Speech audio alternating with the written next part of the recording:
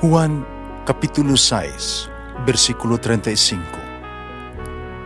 Si Jesus miingon kanila, "Ako mao ang pan nga naghatag sa kinabuhi. Ang muari kanako dili nagayod gutomon, ug ang mutuo kanako dili nagayod uhawon." Ang mga puno Pan sa kinabuhi.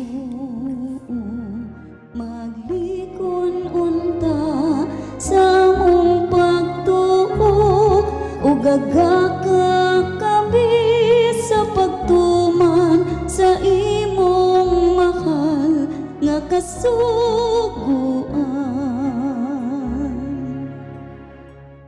Ang Ginoo manaa kaninyo. Santo si Ebanghelyo sumala ni San Marcos. Unya mitunga si Jesus sa bungtod, mitawag niya ang mga tao na buot niyang pilion. Nanuol sila kaniya, nagpili siyang napulog duha ka gitawag niya mga apostoles. Miingon siya kanila, "Gipili ko kamo aron makig-uban kanako, ug ipadala ko kamo aron pagwali ug makabaton kamo gahom sa pag-abog sa mga yawa." Mao kini silang napulog duha ka mga iyang gipili. Si Simon ginganlag si Jesus ug Pedro, si Santiago, si Juan, mga anak ni Zebedeo, ginlan sila ni Jesus ug mga Bordiges, sa ato pa mga anak sa dulugdog, si Andres, si Tomas, si Felipe, nga anak ni Alfeo, si Tadeo, si Simon nga patriota, ug si Judas Iscariote nga nagbudhi kaniya. Ang Ebanghelyo sa Ginoo. Pasalamati ang Ginoo kay siya maayo, ang iyang gugma mulungtad hangtod sa kahangturan. Pasalamati ang Diyos sa tanang mga Diyos, ang iyang gugma malungtaron.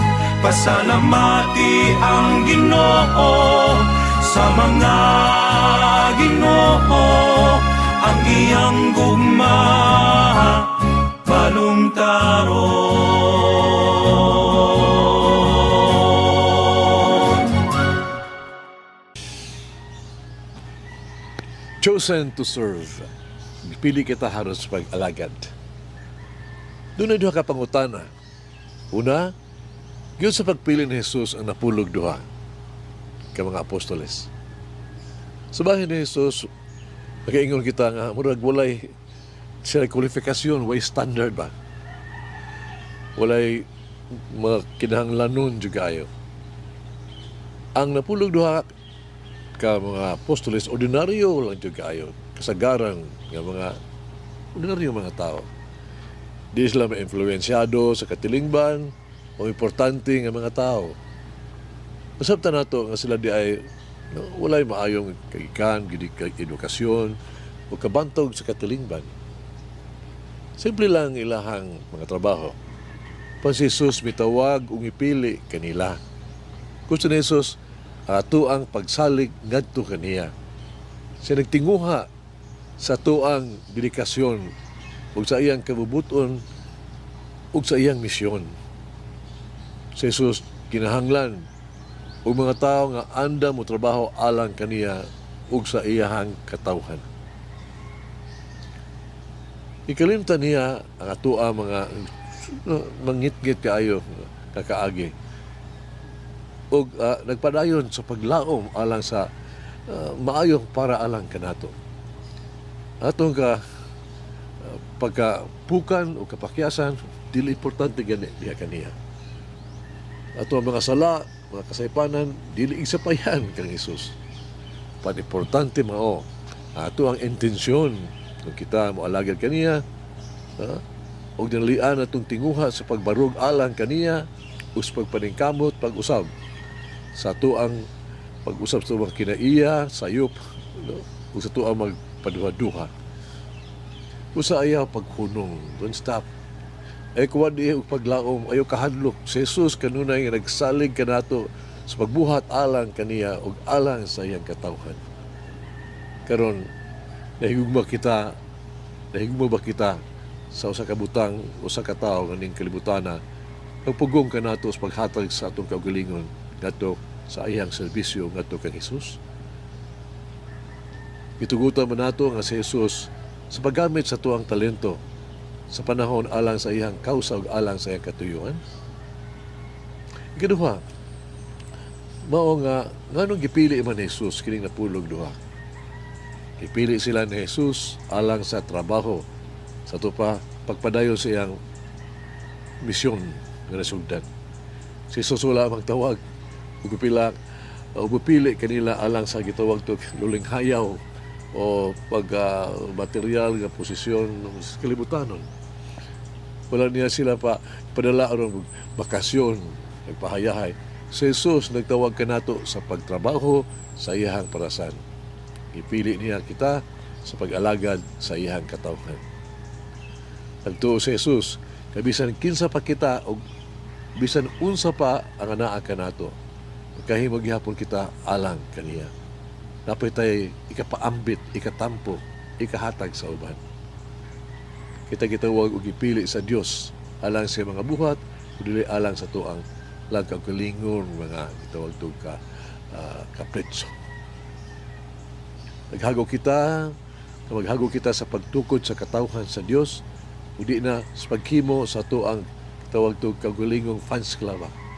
Kinahanglan ihatag nato ang atong kaugalingon ngadto sa Dios ug sa iyang katawhan.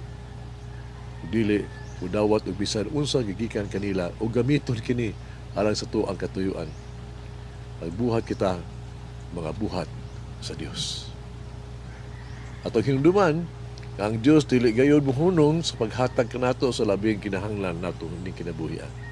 Ang Dios dili gayud mohunong sa pagpaambit kanato kun unsay labing maayo mapaslanon alang kanato.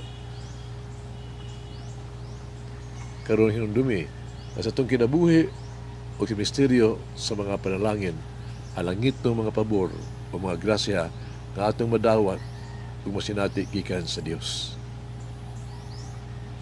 Sugilano kini adunay usa ka yano kaayo nga siluning kasaulugan sa usa ka pistahan sa usa ka founder saint, no? Ang karaang ministeryo sa mga cloistered madre, sa mga madre, no? Giablihan alang sa publiko, nag-open house. Dahil mga tao nga mitambong sa selebrasyon. Doon ay mga gustong makakita yung mahibalo kung saan sa pagiha na kinabuhi ang mga reliyosong mga madre ba. Hilom, pag-ampo, no? Labihan kayano, o daw pinreso sila. Dili masabtan sa usa ka tigulang kung anong gipili sa usa ka madre nga nagpuyo sa kinabuhi nga sakripisyo ba. Usa ka kabus. Nagpatana siya sa usa ka batan-on, gwapa kaayong madre. Itudlo niya ang usa ka batahom kaayong balay tumuy sa usa ka bungtod, nagiingnan niya ang batan-ong madre. Sister, kung maghimo nimo nga magnapuy-an ang imong kinabuhi, ni anang halangdon kaayong balay nga adunay makaharuhay og bahandi. Nga ato makita dinhi kung ikaw papuy-on niya. Mga gusto ba nimo magabilin din hiniining ministorya lang gihapon monasteryo? Batalong madre na kaingon mingon ug mitubag, Sir, kadang balay ang gitudlo mao kanang among balay, gibiyaan ko na alang niining lugar.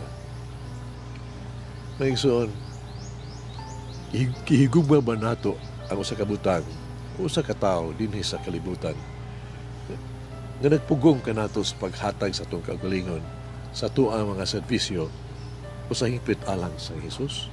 Kitugutan ba nato nga si Jesus sa paggamit sa tuang talento sa tuang mga panahon alang sa iyang kausa o alang sa iyang bugtong katuyuan? Pag-ampo kita. Among higugmaon walay katapusan nga maluluyon nga Jesus. Among agalon, salamat kaayo sa imong pagsalig. Kanunay ka nga nagtuo ka namo, kanunay masaligon nga naghimo namo nga usa ka butang alang kanino ug alang sa imong mga tao. Nagsalig ka usab ka namo aron mailhan ka sa tanan. Nagsalig ka kanamo sa pagdala sa imong makaluwas nga mga buhat sa tibuok kalibutan. Ipili mo kami pero maghimong imong mamumuo sa imong parasan. Ug karong adlaw saad ako, saad kami kanimo. Kabuhaton namo kanunay ang amo ang pinakamaayo the best. Magkugi kami kanunay namong ipadayon ang imong gibuhat. Amen. Mama Mary, inspire me to pray for the anointed ones in the church. Mulangin ang Diyos magagahom sa tanan, Amahan ng Espiritu Santo. Amen. May the Lord of the divine mercy bless us all, heal us from all diseases and suffering. Ayun unta niya kita, tanang mga sakit na to sa lawas o sa kalag, body and soul. In the name of the Father, the Son, and of the Holy Spirit. Jesus, I trust in you. Amen. Whoever eats the bread of life will never hunger, says the Lord. Kay galaan inyong nabati ang pagpaambit ug hamubong pamalandong sa pulong sa Dios pinaagi sa tulumanon pan sa kinabuhi nga gidumala ni Monsignor Daddy Silva. Hangtod na usab sa sunod higayon, daghang salamat. The bread of life.